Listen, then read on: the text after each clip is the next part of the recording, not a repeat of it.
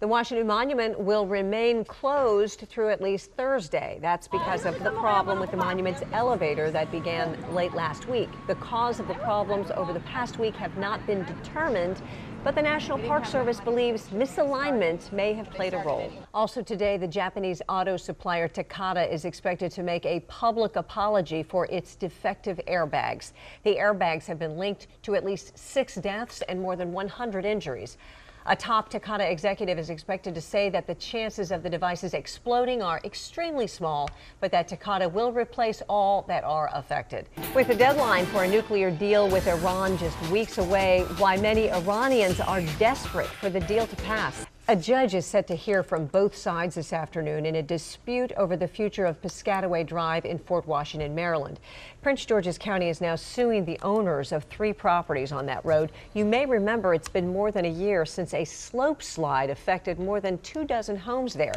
The county wants to buy those 3 properties back and start a repair project next week, but one couple's attorney says the county's offer isn't enough. A reminder for those of you who travel on the Arlington Memorial Bridge, expect to see the curbside lane and 4 feet of sidewalks closed. This is all part of emergency repairs.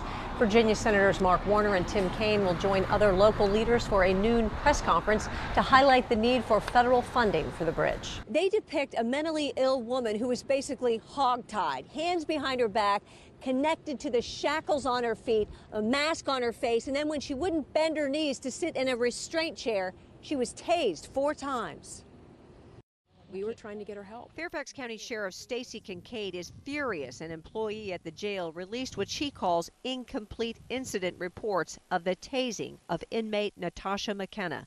The 37-year-old Alexandria mother had schizophrenia. In February, when deputies tried to transfer her to the Alexandria jail, she fought back. A deputy tased her 4 times. Her heart stopped and she later died. Handcuffs, leg shackles, mask, still not cooperating. Okay, bang, bang, bang, bang, 50,000 volts. We're going to make you submit. With someone with a serious mental illness, you have to de-escalate the situations. Crisis intervention training teaches that, and that's where the focus should be. Pete Early, an advocate for the mentally ill, said the jail employee who read him the incident reports was afraid the information would not get out. When you don't trust county officials to do the right thing, then you're going to have whistleblowers. Fairfax police picked up McKenna on an outstanding warrant for assaulting an Alexandria police officer. Sheriff Kincaid says getting her back to Alexandria was the only way to get her help. In order for us to get her the help she needed, we were told that she had to go back to Alexandria because she did not have an attorney in Fairfax County. That attorney has got to go to court to petition the court in order to get her committed into a hospital. Why was McKenna even in jail is the bigger question, says Ron Honberg of the National Alliance on Mental Illness. But there's really no excuse not to come and get her. But really what there was no excuse for is that she was in jail, that she should have been in a hospital. Now, Sheriff Kincaid agrees there needs to be better systems and laws in place to help mentally ill people when they land in jail, which they often do. She confirms there's a videotape of this incident and says it will eventually be released to the public after the family sees it. She says she's tried to talk to the family, hasn't been able to do that. She does expect a civil suit. I'm Peggy Fox, reporting live in Fairfax. Back to you. For the past 60 years, WDBJ has been the #1 television station here in Roanoke.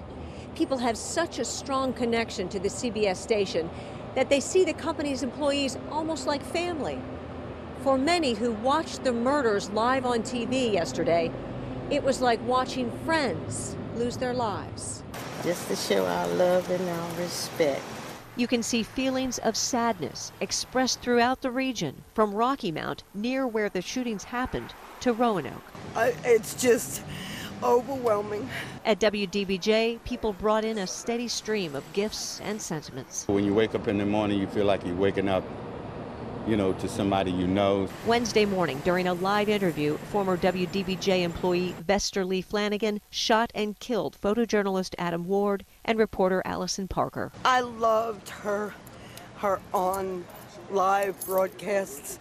They were so personal and so in depth. WDBJ General Manager Jeff Marks said there is no truth to any of the allegations Flanagan made against employees or the station. I'm angry at cowardice.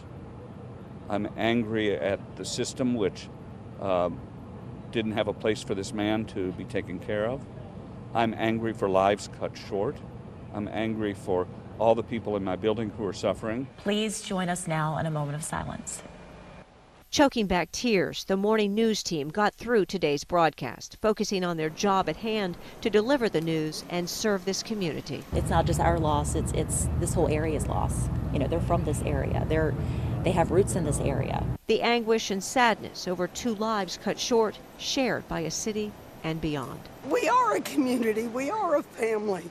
If we're not, then what are we doing here? What are we doing on this earth?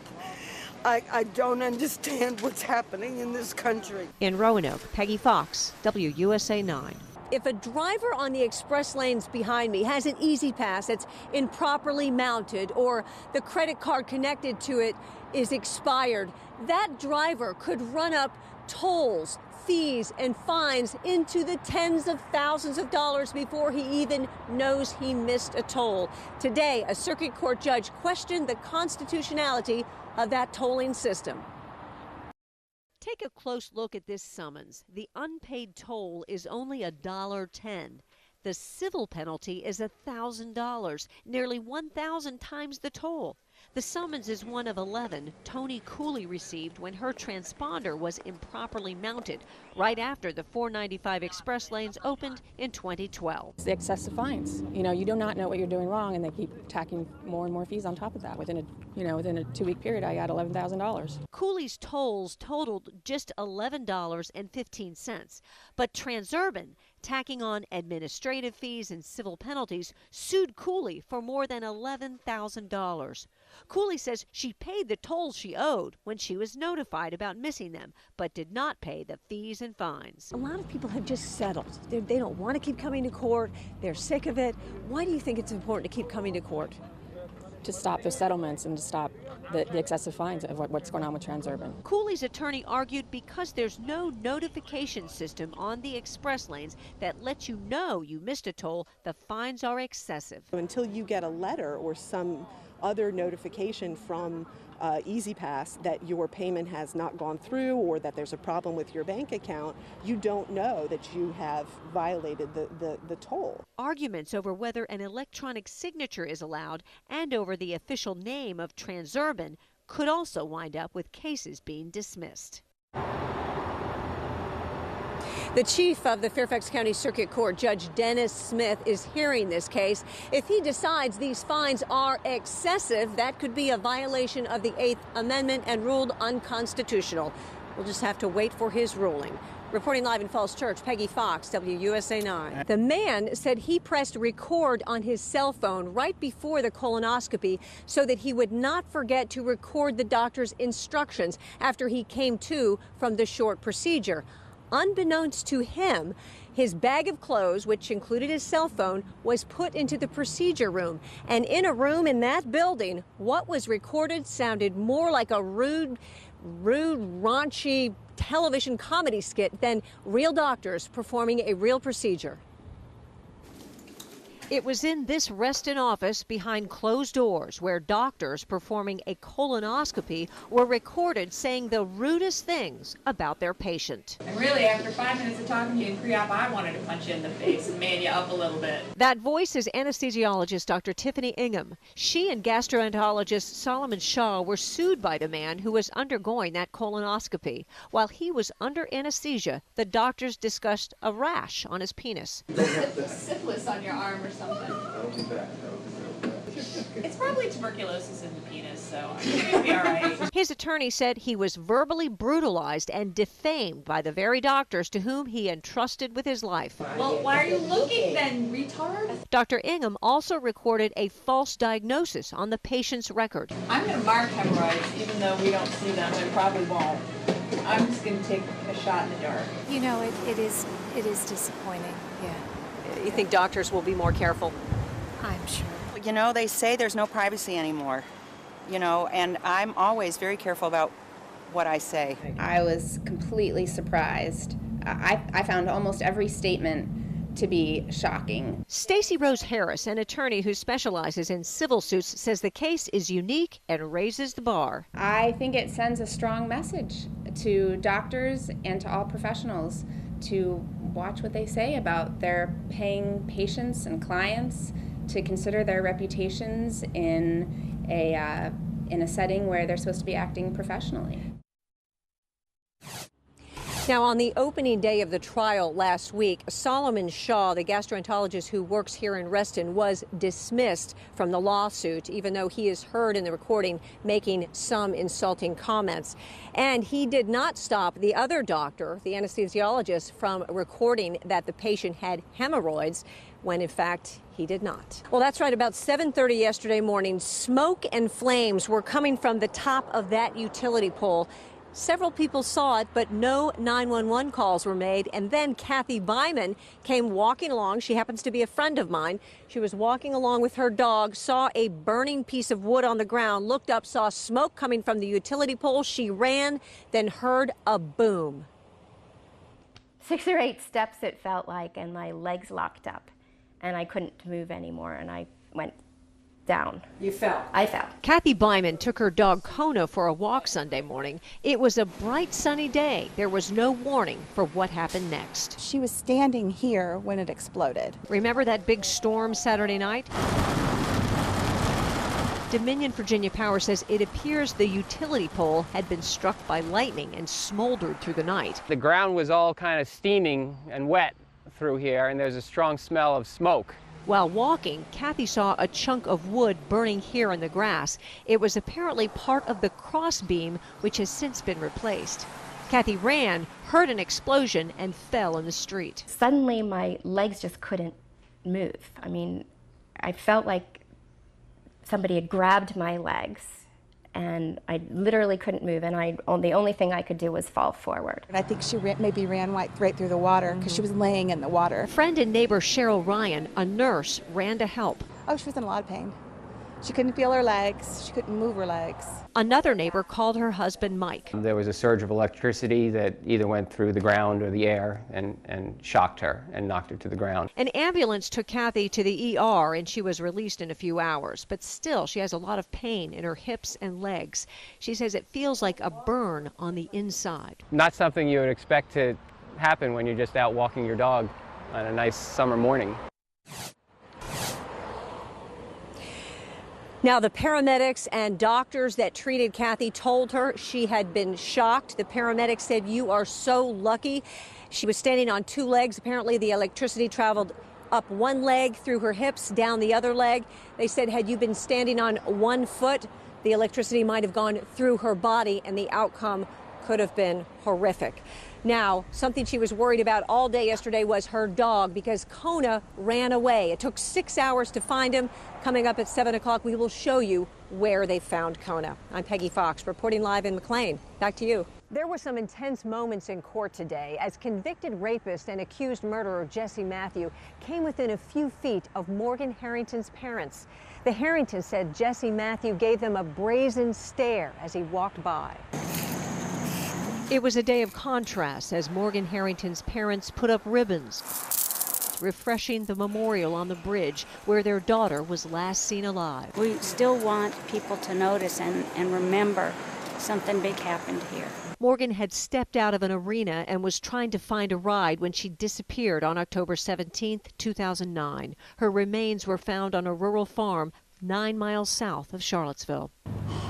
It has been such a long journey. It's been 6 years that we have been working diligently to try and find answers and find the person who we believe killed our beloved daughter, Morgan Dana Harrington. Jesse Matthew became a suspect in Harrington's murder after he was implicated in last year's abduction and murder of UVA student Hannah Graham. Earlier this year, he was convicted in a 2005 Fairfax rape case. Now the Harringtons say it's their turn for justice. I wanted him to see, for all intents and purposes, this is the face of justice for Jesse Matthews, because I've known and believed for some time that he killed our Morgan. Matthew was assigned attorneys, and then as he walked next to the Harringtons, he stared at both of them. I want him to know that we are present, and we've been present for 6 years, and we're going to be present for the months to come. And he needs to know that justice is coming. So why did it take 6 years for charges to come in the Morgan Harrington case? Some legal observers say it's to put more pressure on Matthew to plead guilty. The Harringtons say they would be okay with a plea deal, but only if Matthew tells the Harringtons what happened the day their daughter died. In Charlottesville, Peggy Fox, WUSA 9. All of the suits have degraded, but because Neil Armstrong's suit is the most important, it has been put away in storage. But it still needs to be examined, documented, and then digitized. And a special mannequin and climate-controlled case also needs to be made. And it all needs to be done before the anniversary, the 50th anniversary on 2019. The Eagle has landed. 46 years ago today, the Apollo 11 spacecraft landed and Neil Armstrong walked on the moon. That's one small step for man. It was one of those unforgettable moments in history. I was watching it with my sister. It was a huge achievement for America, politically and scientifically. Overcoming a big challenge. I mean, it was a huge task that Kennedy said, and they did it. America's history of space exploration is well documented at the Air and Space Museum and the Udvar Hazy Center, except something's been missing for a while. So the flag we are particularly interested in because there's some abrasions to the fibers. Neil Armstrong's lunar suit he wore on his famous walk. Lisa Young is the object's conservator. We did notice that the interior rubber bladder had become brittle. So once they become brittle and they sort of start their degradation process, it's irreversible. In 1976, the Air and Space Museum opened and Neil Armstrong's suit went on display. For 30 years, more than 20 million people saw the suit. But then in 2006, it was taken off display because of the degradation, and it's been in storage ever since. Don't forget to share this video with your friends using the hashtag #RebootTheSuit. The Smithsonian has launched a Kickstarter campaign to raise $500,000 to conserve, digitize, and display Neil Armstrong's suit. We will produce a 3D scan that somebody could actually print their own spacesuit if they wanted to have one in the future.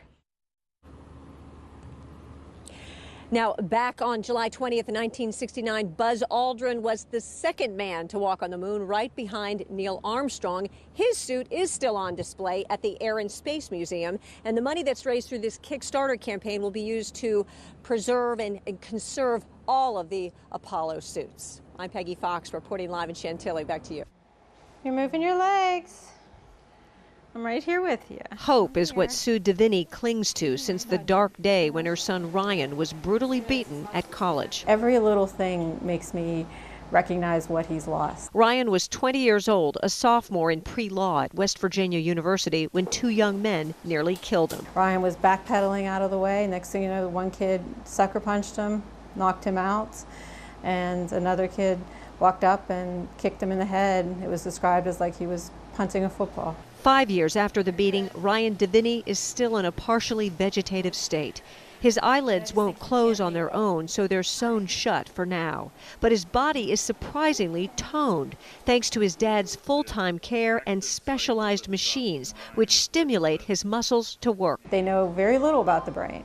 So my hope is that over time his brain will heal, and my husband and I want to keep his body healthy. A lot of this equipment, like this $60,000 hyperbaric chamber, is not covered by insurance. It all comes out of the Deviney's pocket. That's where this man comes into the picture. Frank Fumick, an ultra-endurance athlete and WVU graduate, heard about Ryan's plight and wanted to help. So he entered the grueling 12-day Race Across America bicycle race. I want to really blow people away, and I also want to suffer.